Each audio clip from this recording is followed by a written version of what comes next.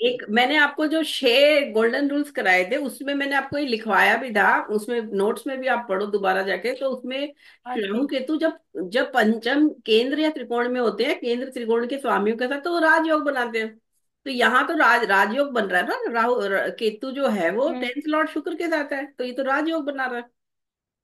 D10 में धर्मेंद्र जी की कुंडली में, जो फिल्म एक्टर हैं, फेमस बॉलीवुड एक्टर, धर्मेंद्र जी की कुंडली का D10 में शुक्र 10th लॉर्ड होके पंचम में बैठा है लगन से, और केतु के साथ और चंद्रमा के साथ है, तो यहाँ राहु केतु जो है वो राजयोग बना रहे हैं। बहुत अच्छा सुंदर राजयोग 11th हाउस को देख रहा है, और 10th हाउस पे भी शुभ ग्रहों का प्रभाव हो गया, क्योंकि यहाँ पे शनि मंगल पे बृहस्पति की दृष्टि हो गई चतुर्थ भाव से। सूर्य जो लग्नेश है D10 का, वो सप्तम भाव से स्ट्रेंथ दे रहा है। अब ये देखो वर्गोत्तम लगन है इनका, मतलब जो नवांश का लगन है वही इनका D10 का लगन बन रहा है।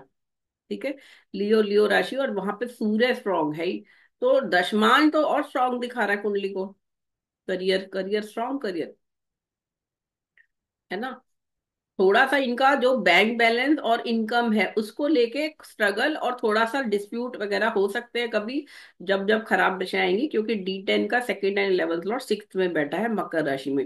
लेकिन कोई डबल अफ्लिक्शन नहीं है इस बुध पर भी, है ना। जब भी डबल अफ्लिक्शन आएगी तब प्रॉब्लम शुरू होती है, तो यहाँ तो सिंगल में कुछ प्रॉब्लम नहीं है। और मंगल भी जो है यहाँ 4th लॉर्ड है D10 में, और 9th लॉर्ड है फिर। Okay okay okay. ठीक है, चलो, तो यहाँ पे D10 का लगन भी हमें दिख रहा है कि स्ट्रांग है, और D10 में जो प्लैनेट्स बैठे अच्छे बैठे हैं।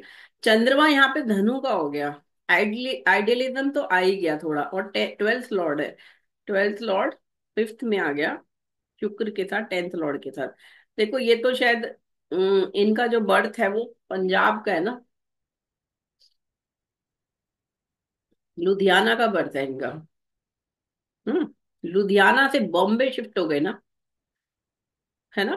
बॉम्बे में इनका काम हुआ ना, अपने देश से, अपना जो भी हम्म। रहते थे जहाँ लोकल, वहां उसको दूर दूर जाके इनको उसका फेम मिल रहा है, पैसा इज्जत नाम मिल रहा है। तो 12th लॉर्ड यहाँ पे 10th लॉर्ड के साथ बैठा है, त्रिकोण में बैठा है, और कोई पाप प्रभाव नहीं है उस पर, क्योंकि ये राहु केतु तो यहाँ पे वो बन गए हैं, यहाँ पे शुभ राजयोग कारक बन गए हैं।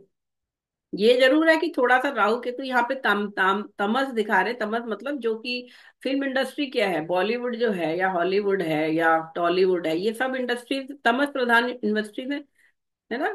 सेंशुअल, सेंशुअलिज्म, सेक्स, मनी, ग्रीड, इन सब चीजों पे बेस्ड है ये चीजें। काम क्रोध लोभ मोह मद मत्सर, यही चीजें तो हैं बॉलीवुड में, इन्हीं पे तो बेस्ड है, और इन्हीं को एनकैश कर रहे हैं, वो इन्हीं के इमोशंस को एनकैश करते हैं। चाहे वो एक रोमांटिक मूवी हो तो वो लव को एनकैश कर रहे हैं, सेक्स सेक्स रिलेटेड बेस्ड हो मूवी तो उसमें सेक्स को एनकैश कर रहे हैं, है ना। अगर ट्रेजेडी मूवी है तो इमोशंस, मनी, मदर संबंधित है, माँ को लेके बनाई है, तो मून का रोल आ रहा है बिल्कुल प्योर, है ना। और साथ में आपका जो एक्शन मूवीज हैं, वहां धूम धड़ाका तो हो ही रहा है, वो मंगल शनि का तो रोल आ ही रहा है और राहु केतु धोखा और षड्यंत्र, तो सभी सारी चीजें तो इनकी दिख रही है D10 में।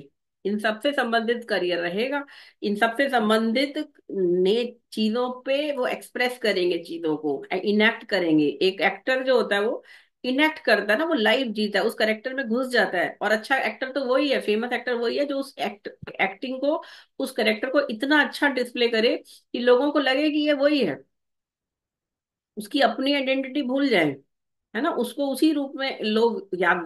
जय और वीरू को शोले पिक्चर में जब ये लोग आए थे, अमिताभ बच्चन और धर्मेंद्र, तो आज भी उन्हें जय वीरू के नाम से लोग ज्यादा मतलब एक्नॉलेज करते हैं, वो जो उनका एक पर्सनैलिटी थी। छोटे चोर थे लेकिन दिल के अच्छे थे, और फाइनली एक बड़े डाकू को वो पकड़ते हैं और उसको, गांव को मुक्ति दिलाते हैं। और अदरवाइज वो रोमांटिक हैं दोनों, है ना। एज ए मैन एक हैंडसम है, गुड लुकिंग है दोनों, और गुड गुड शूटर्स हैं, और लड़ा दूसरों का भला करना चाहते हैं। वो सारी चीजों का जो इनेक्ट उन्होंने किया वो करेक्टर, है ना, वो चीज ही तो एक्टर को तो वही फेमस बना रही ना। एक फिल्म एक्टर के मैम लिए बड़ा फेमस तो रोल ये है। उसी से ही हुए थे मैम, शोले पिक्चर से ही बिल्कुल। फेमस हुए मैम। बिल्कुल, पहले भी मूवीज थी, जंजीर वगैरह आई थी इनकी, उसकी अमिताभ बच्चन की, और बाकी धर्मेंद्र की भी बहुत अच्छी मूवी थी। In fact Dharmendra was at a better position before Amitabh Bachchan. लेकिन स्टिल ऑब्वियसली अमिताभ बच्चन की कुंडली आप लोग देख चुके हो, कितने स्ट्रांग राजयोग है उनके भी, है ना। यहाँ पे लग्नेश का स्ट्रांग हो जाना, उच्च का होना D1 में, और इधर से D10 में भी लग्नेश का स्ट्रांग होना, ये सब खूबियां और स्किल्स दे रहा है। और तुम क्या सोचते हो कि फिल्म एक्टर की जिंदगी बड़ी आसान होती है? भाई बहुत मुश्किल है। उन्हें आउटडोर भी शूट करना है, इंडोर भी शूट करना है, 12-12 घंटे की शिफ्ट होती है। शॉट्स को कई बार शॉट ठीक नहीं आया तो रीटेक करने पड़ते हैं, है ना। जो सिंगिंग का है, म्यूजिक डांस है, तो उसमें डांस सीखना पड़ेगा आपको, हॉर्स राइडिंग भी करनी पड़ेगी, स्विमिंग भी करनी पड़ेगी, सांप के साथ भी शूट करना पड़ रहा है, शेर के साथ भी करना पड़ रहा है ना। बहुत सारे माना बिल्कुल सही है कि गुंडा मार रहा है या विलन मार रहा है तो उनको बचाया जाएगा, लेकिन एक्शन सीक्वेंस शूट करना अपने आप में एक हार्ड टास्क है ना। इस तरह से करना कि लगे भी ना और दिखे भी कि असली में शॉट मतलब अच्छा लगा है, जो भी मार पिटाई जो भी सब है, तो बहुत मुश्किल है। और ऑब्वियसली डायलॉग याद रखना, डायलॉग्स को रिपीटेटिवली विद एक्सप्रेशन के साथ याद रखना, बोलना, और किस तरह से बोलना है कि लोगों के दिल को छुए, वो लगे कि सच में वो डायलॉग नहीं बोल रहा, वो सच में वो करेक्टर है। उसके लिए आपको मैम उनकी आवाज भी तो बहुत अच्छी है ना मैम, बिल्कुल बोलते थे तो बिल्कुल, बहुत सेकंड हाउस में असली मैं आ वो रही था थी क्या इसी है। से, वाणी और डायलॉग से मैं सेकंड हाउस पे आ अच्छा। रही थी कि इन लोगों की कुंडली में याद रखना, जितने भी सक्सेसफुल लोग होते हैं सेकंड हाउस भी स्ट्रांग होता है। एक तो वाणी, ओरेटरी स्किल्स होनी चाहिए, और आपका second house is your bank balance also, है ना। और सक्सेस के लिए सेकंड हाउस का सपोर्ट चाहिए लगन को। सेकंड हाउस का स्वामी यहाँ पे जुपिटर जो है D1 कुंडली में, है ना। जुपिटर कहाँ बैठा है? सेकंड लॉर्ड इन लग्ना। जब भी सेकंड और लगन का संबंध आएगा, सेकंड हाउस को पोटेंसी मिल गई, एक्टिवेशन हो गया, और सेकंड हाउस का मतलब आपकी वाणी का रोल आपके करियर में, आपकी लाइफ में काफी स्ट्रांग होने वाला है, और उसके द्वारा आप कमाने वाले हो। यहाँ राहु सेकंड हाउस में जो बैठा है ना, ये इनको अल्कोहलिज्म को छोड़ने नहीं दे रहा। यहाँ पे राहु का सेकंड हाउस में बैठना या मंगल का बैठना, ये ड्रिंक वगैरह जो लोग करते हैं, जो जो छोड़ नहीं पाते, कितना भी कह लो कर लो, और इन किसी भी तरह का एडिक्शन, ड्रग्स भी है उसमें, टबैको चूइंग भी आ जाएगा, पान मसाला खाना, ये सब जो है ऐसी चीजें हैं जो राहु और मंगल जरूर देते हैं। और अगर वो भी ना हो तो शनि अगर खराब होके बैठ जाएगा तो वो भी देगा। तो राहु मंगल ज्यादा देते हैं, तो यहाँ राहु सेकंड हाउस में बैठना D1 में, और नवांश में मंगल का अष्टम से सेकंड को देखना, ये इनकी ड्रिंकिंग हैबिट को भी दिखा रहा है। ठीक है। शाम होते ही 6 बजे के बाद, कहते हैं ना हम्म। पंजाब में और पंजाबियों में, तो फिर बॉटल्स खुल जाती हैं, फिर तो वो उसके बिना उनकी लाइफ ही नहीं चलती 6 और 8 बजे के बाद। तो this is what, that is okay, वो उनके यहाँ का कस्टमर ट्रेडिशंस वगैरह है, आदतें, हैबिट्स कह लीजिए। लेकिन उसके बावजूद हेल्थ को ठीक रखना, लिकर टेकिंग के साथ लोग बीमार भी तो होते हैं, लिवर भी तो खराब होता है लोगों का, लिवर सिरोसिस भी तो हो जाता है। जुपिटर जो है फिफ्थ लॉर्ड, अगर स्ट्रांग ना होता, लिवर का कारक जुपिटर स्ट्रांग ना होता तो कब का लिवर सिरोसिस हो गया होता। तो लगन स्ट्रांग होने से क्या हो गया, बॉडी में स्टेमिना आ गया, इम्यूनिटी आ गई। हम्म। आजकल मैं सुन रही हूँ लोगों को, जिसे देखो, अब वो हमारा ऑफलाइन का जो एक स्टूडेंट है, बीमारी होता रहता है, 27 साल का लड़का जवान, बीमारी होता रहता है, आए दिन छुट्टी होती रहती है उसकी। अब बताओ, अगर यंग एज में ये हाल है तो आगे जाके क्या हाल होगा तुम्हारा। हम्म। तो स्टेमिना। मैम इनको। हम्म। हाँ। बोलो। नहीं नहीं मैम, ठीक है ठीक नहीं नहीं, बताओ बताओ, क्या बोलना चाह रही है। हो? नहीं मैम, नहीं नहीं, वो आप जो बोल रहे हो ठीक है मैम, मेरे एकदम दिमाग में आया कि इनको दो बेटे हुए, वो भी फिल्म स्टार, मतलब वो भी बहुत फेमस थे, तो वो मैम जुपिटर की वजह से ही थे ना, जुपिटर की बात चल रही है, बिल्कुल वो जुपिटर संतति। पंचम पे आगे व्यस्त ही अच्छा रहता है। अच्छा, अब हम D7 पे आते हैं, अभी तो हमने D7 को देखा नहीं, अब हाँ D7 का एनालिसिस करते हैं। D7 का लगन बताओ, चलो तुम बोलो पहले, फिर हम बात करेंगे इस बारे में। मैम लग्नेश बुध मैम D7 का जो लगन है उस वो कौन सी राशि में? मिथुन। मिथुन राशि, सॉरी मैम, मिथुन राशि का लगन है, और अपने से चतुर्थ में गए वो। और उच्च के साइन में, उच्च की राशि में बैठा है बुध। उच्च के मुंह अपनी अपनी राशि में है मैम, हाँ उच्च की अपनी राशि राशि में का मैम। स्वग्रही, और बुध सिर्फ अपनी, बुध ऐसे ग्रह सूर्य हैं जो अपनी राशि में उच्च के होते हैं। अपनी आप राशि सोचो में उच्च के कितना होते अच्छा हैं। हो गया करियर बच्चों का, सोचो ना, देखते ही समझ में आ रहा है कि हाँ बच्चे भी बहुत एक्सेल करेंगे अपने आगे, क्योंकि मरकरी एग्जॉल्टेड है, मरकरी हेयर, हाँ। लग्नेश हाँ मैम। एग्जॉल्टेड है। अब यहाँ से डी, हम्म। डी, डी इसमें देखो जुपिटर और मार्स तीसरे घर में बैठे हैं, और जुपिटर, मंगल जो है वो 11th लॉर्ड है, 6th एंड 11th लॉर्ड के साथ जुपिटर बैठा है, और वो जुपिटर 11th को देख रहा है। 11वें घर पर शनि राहु बैठे हैं, नीच का शनि है, सूर्य भी नीच का वहां से देख रहा है, लेकिन सूर्य और शनि एक दूसरे को नीच के दो ग्रह देख रहे हैं, तो कैंसिलेशन हो रहा है। राहु के तो ऐसे, और साथ में जुपिटर और देख रहा है 11th को, तो 11वां घर गेन का हो गया हाँ। ना, बच्चे गेन करेंगे, पैसा खूब कमाएंगे आगे, हम्म। हम्म। और लगातार तो मैम कमाएंगे। दो बेटे और दो बेटी है इनको, तो वो इसीलिए कि मैम शनि की भी दृष्टि है वहां पे। बिल्कुल, शनि तो और बेटियों के लिए तो देने का बनेगा ही बनेगा, और सूर्य भी नीच का है यहाँ पे, है ना, पंचम में। हाँ हाँ। D D2। टी टू भी देख लो, चलो लो, बताओ, कर्क राशि है, टी टू का लगन, क्यों, बताओ क्यों है, क्योंकि D1 में इवन साइन है, और फर्स्ट हाफ में है 15 डिग्री, पहली 15 डिग्री का लगन है, 5 डिग्री 55 मिनट का लगन है, तो कर्क राशि हो गई लगन में। टी टू तो बनाना आ गया होगा अब। हाँ मैम। तो यहाँ पे कर्क राशि में कौन कौन से ग्रह बैठे हैं? सबसे अच्छी बात, जुपिटर उच्च का बैठा है यहाँ पे, चंद्रमा के साथ, मंगल के साथ। मंगल नीच का है, लेकिन नीच भंग हो गया, और राहु केतु भी यहीं पे बैठ गए। ठीक है। और दूसरे घर में बुध शुक्र सूर्य शनि। अब यहाँ देखो, second lord in second house है, लग्नेश लगन में है D2 का, साथ में उच्च का जुपिटर है ही, जो कि बहुत बड़ा धन योग बन गया, 9th लॉर्ड एक्सॉल्टेड इन लगना।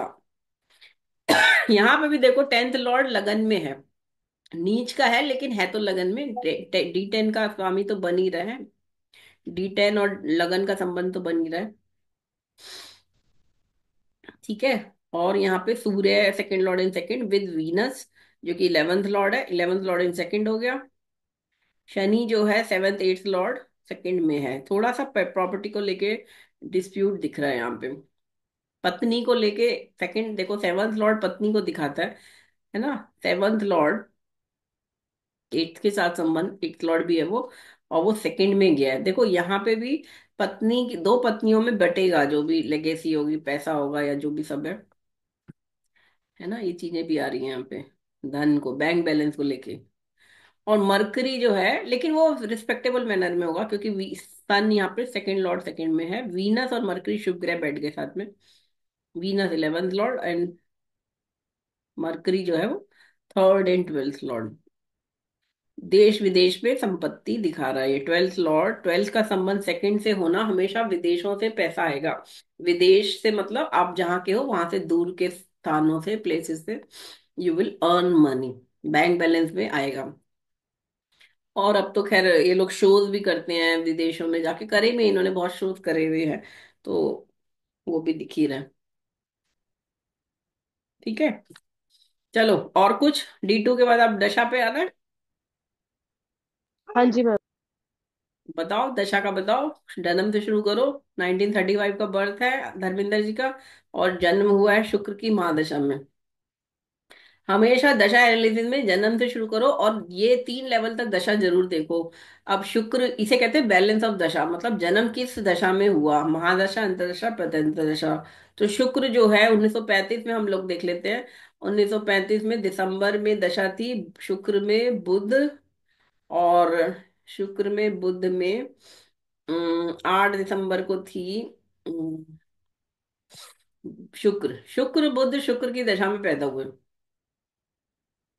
अब ये देख लो, ये दोनों ग्रह किस घरों के स्वामी है और कहाँ बैठे हैं। शुक्र 12th हाउस में बैठा है, 12th लॉर्ड, और उसी का महादशा है, उसी के प्रत्यंतर है।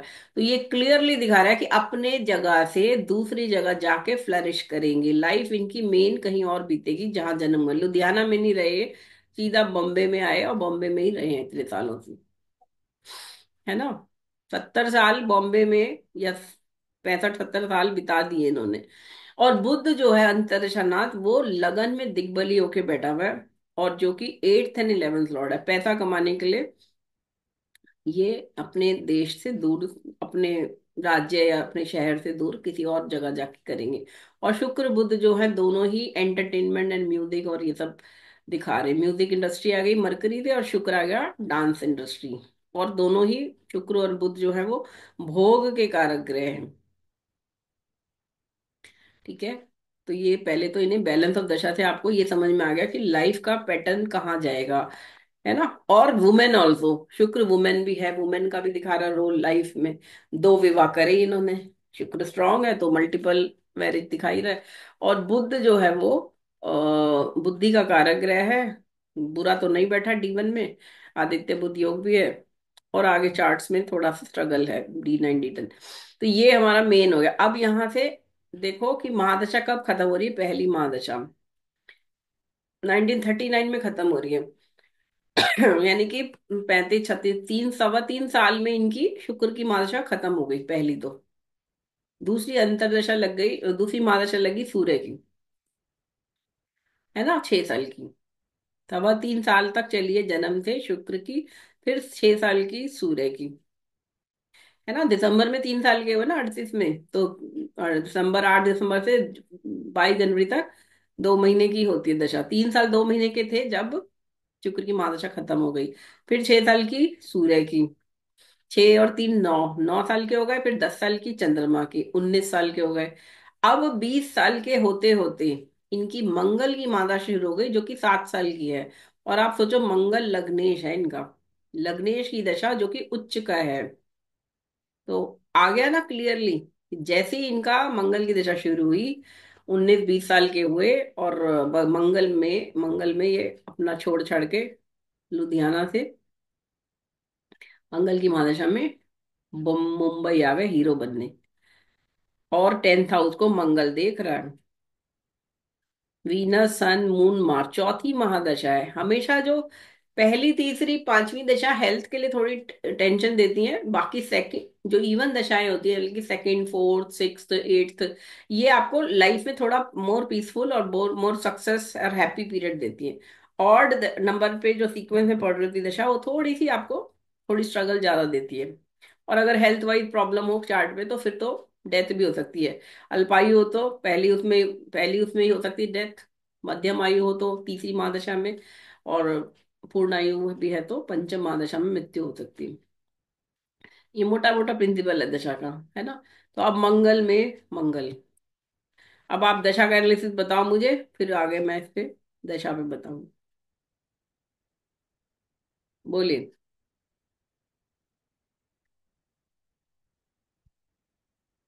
हम्म, बोलो श्वेता गरिमा।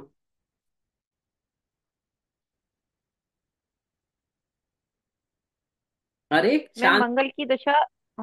मैम देख रहे हैं अभी इसलिए शांत हो गए। धर्म धर्म धर्म ही मैन ऑफ बॉलीवुड कहते हैं इन्हें, ही मैन ऑफ बॉलीवुड। और ये पॉलिटिशियन भी रहे, प्रोड्यूसर तो रहे हैं, एक्टर प्रोड्यूसर, प्रोडक्शन भी हाउस किया है इन्होंने। और फॉर्मर पॉलिटिशियन भी रहे हैं। ठीक है। इनकी पहली पिक्चर आई थी 1960 में, दिल भी तेरा हम भी तेरे। दिल भी तेरा हम भी तेरे 1960 में आई थी। 25 साल के थे ये, 25 साल के थे ये तब। ठीक है। तो 1960 में, और फिर आई बाद में इन्होंने पहली प्रोडक्शन इन्होंने किया था 1983 में बेताब पिक्चर में, जब इनका बेटा सनी देओल को लॉन्च किया था 83 में। तो अब इनकी 60 में देखो दशा कौन सी है 1960 में। देखो कितना अच्छा आया, मंगल में शुक्र। मंगल में शुक्र आया नहीं आया, कितनी ब्यूटीफुली दिखाती है कुंडली लाइफ को, है ना। मंगल उच्च का, शुक्र उसे 10वें में, 4 10 एक्सिस पे दोनों। और ये हिट हो गए थे बिल्कुल पहली पिक्चर से, as a most good looking handsome hero of the film industry. और ऐसा नहीं कि उस समय कंपटीशन तो हमेशा ही रहता है, हर फील्ड में कंपटीशन है, ये सोचना छोड़ दो कि कहीं कंपटीशन नहीं है। और ये मत सोचो कि अब कंपटीशन है, उस जमाने में नहीं होगा, उस जमाने में भी था, क्योंकि तब देवानंद थे, दिलीप कुमार थे, राज कपूर थे। ये तीनों इतने बड़े जॉइंट्स हीरो जो माना जाते थे। और उस समय फिर मतलब इनके बाद फिर राजेश खन्ना आ गए, है ना, राजेश खन्ना, फिर बाद में फिर ये भी आ गए, और संजीव कुमार और बाकी सारे एक्टर। तो बड़े बड़े एक्टर्स के बाद उनके साथ compete करके एक अच्छे लेवल पे आना is not a small thing. ठीक है, मंगल शुक्र में करियर स्टार्ट हो गया। देखो शुक्र है ना D10 का 10th लॉर्ड, ये देखो हम्म। है ना D10 का। मंगल वीनस, मंगल भी देख रहा है 10th हाउस को, वीनस 10th लॉर्ड ही है। वीनस यहाँ से 5th हाउस से 11th को भी देख रहा है, तो धन भी दिखा रहा है, अंतरदशा में पैसा तो मिला होगा ना, पहली पिक्चर की होगी तो, है ना। मंगल वीनस में सन में हम्म। आई होगी फरवरी, जब 1960 डेट डाल रहे हैं तो फरवरी 1960 में इनकी लग गई है सूर्य की प्रत्यंतर। मंगल शुक्र सूर्य, ये देखो D10 का लग्नेश ही सूर्य है। सूर्य इनको एकदम से देगा ना प्रोग्रेस और फेम। हम्म। हम्म। गर्ल्स तीनों तीनों मैम केंद्र में है, और तीनों तीनों की दशा में ही आया था। मैम 1970 उसमें 1975 में शोले पिक्चर हिट हुई थी मैम इनकी। हाँ तो फिर अभी 75 पे आ जाते हैं, और बेताब में प्रोड्यूसर बने ये 1983 से, बेटे को लॉन्च किया 83 पे आएंगे और 75 पे आएंगे पहले। ठीक है, हम्म। 70 पहले आ जाते हैं, शोले पिक्चर पे आते हैं 60, मतलब 15 साल इंडियन इंडस्ट्री में हो गए थे तब शोले आई। तो आप सोचो अमिताभ बच्चन तो उससे पहले 1971 से 70 से शायद राहुल। फिल्म इंडस्ट्री में आए, मतलब 5 साल अमिताभ बच्चन को हुए थे और इनको 15 साल हो गए थे, तो कितना एस्टेब्लिश एक्टर हो गया। अब राहु की दशा चल रही है महादशा, जो कि शुरू हो गई पांचवी महादशा 1962 से, और 1975 में थी राहु वीनस। अब देखो फिर से आ गई राहु वीनस। वीनस जब जब आया इनको खूब अच्छे से फेम देके गया। हो गया राहु वीनस। वीनस जो है हाँ D G ma'am. 4th house में दिग्बली हम्म। बैठा है, यहाँ पे देखो D9 में 4th हाउस में दिग्बली है, और D10 में यहाँ पे ऐसे देख रहा है 11th को। 10th और 11th के ही तो देते हैं ग्रह सारे पैसा। हाँ जी। 10th और 11th ही तो करियर से जुड़े हुए घर हैं, जो पैसा और इज्जत नाम वगैरह देंगे। तो राहु वीना अभी 83 में बेताब आई ना, 83 में शनि जुपिटर सैटर्न में इन्होंने अपने बेटे को लॉन्च किया। बेताब पिक्चर से एज ए प्रोड्यूसर बन गए अब जुपिटर सैटर्न। अब देखो सैटर्न 4th, जुपिटर भी केंद्र में। और आपको मैंने हमेशा बोला जुपिटर सैटर्न, सैटर्न जुपिटर की दशाएं बहुत स्लो स्लो पे से फल देती हैं, है ना। तो लाइफ का एक नया चैप्टर स्टार्ट हो रहा है, जुपिटर सैटर्न दोनों अच्छे बैठे हैं कुंडली में।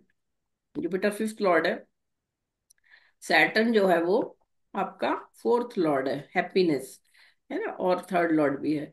तो D7 में देख लो अब इसको सैटर्न को, ये देखिए सैटर्न यहाँ पे कहाँ आ गया, 7th लॉर्ड है, 8th लॉर्ड है, और सैटर्न यहाँ पे, ये तो D2 है, D2 नहीं D7 में दिखाएंगे आपको ये। जुपिटर सैटर्न यहाँ पे भी अच्छे हैं, इनके तो सारे ग्रह अच्छे, D2 में तो सारे अच्छे बैठे हुए हैं। ये देखो सैटर्न नीच का है लेकिन 11th में बैठा है। आई थिंक बेताब पिक्चर जब आई थी बहुत एकदम से नहीं हिट हुई थी कि बिल्कुल जैसे कयामत है कयामत आ गई तो एकदम से एक दिन में आमिर आमिर खान तो हार्ट थ्रॉप बन गया। बट यह धीरे धीरे उसने स्पेस पेस पकड़ा, और फिर बेताब पिक्चर सानी देओल एस्टेब्लिश हो गए धीरे धीरे, अमृता सिंह और बेताब पिक्चर जब आई थी 83 में, तो ये अच्छे से, ये नीच का शनि है ना यहाँ पे, तो ये थोड़ा स्लो पेस पे वर्क करेगा। और जुपिटर सैटर्न तो ऑब्वियसली दशा ही ऐसी होती है कि धीरे धीरे देगी, तो ये दिया उन्होंने बेटे के लिए। अब आ जाते हैं हम, अब कौन सी पिक्चर पे अब बात कर रहे थे 75 के बाद 83 के बाद, अवार्ड देखने पड़ेंगे इनके, किन कौन से अवार्ड जीते इन्होंने। इंडिया गॉट टैलेंट मेल जज तो ये 2011 में बने हैं, और क्या है इनका।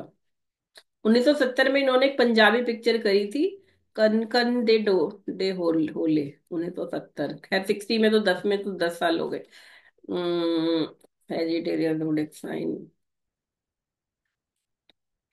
साहनेवाल लुधियाना के हैं, 12वीं पास हैं सिर्फ ये। सिखिज्म इनका धर्म है, वैसे इन ओरिजिनल जो था। और जाट कम्युनिटी को बिलोंग करते हैं, नॉनवेज खाते हैं, मुंबई में जूहू में इनका बंगला है, और 12वीं पास है। अभी एजुकेशन पे एक और देख लेते हैं। हम्म। मीना कुमारी के साथ इनका अफेयर 1960 में 1960 में फेमस हुआ था, जो एक, जो कह सकते हैं। और और हेमा मालिनी के साथ तो शोले पिक्चर से इनका अफेयर हुआ और फाइनली शादी हो गई। पहली पत्नी इनकी जिंदा है अभी, प्रकाश कौर नाम है, 54 का उनका बर्थ है। 1950, नहीं 54 का नहीं, 54 में शादी हुई थी, सॉरी, 1954 में इनका पहला विवाह हुआ था। 54 में एक बार मैरिज पे और एक बार एजुकेशन, दो पे आना जुपिटर। अब बताओ एजुकेशन क्यों कम हुई है? एजुकेशन सिर्फ 12वीं पास है, एजुकेशन जो वैसे बोलेंगे स्कूलिंग पूरी का ही। बोलो बोलो। D24 में हम वैसे एजुकेशन देखते हैं। बोलिए, सिर्फ 5 मिनट रह गए सेशन में।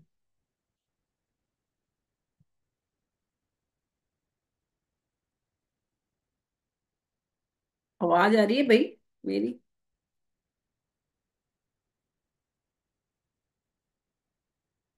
हम्म। Am I audible? जी मैम। Yes ma'am. तो ऐसे होगा, मैं तो चुप हो डर गई कि लगता है आवाज नहीं जा रही। ओके। जुपिटर जो है। नहीं मैम, मैम एजुकेशन तो हम्म।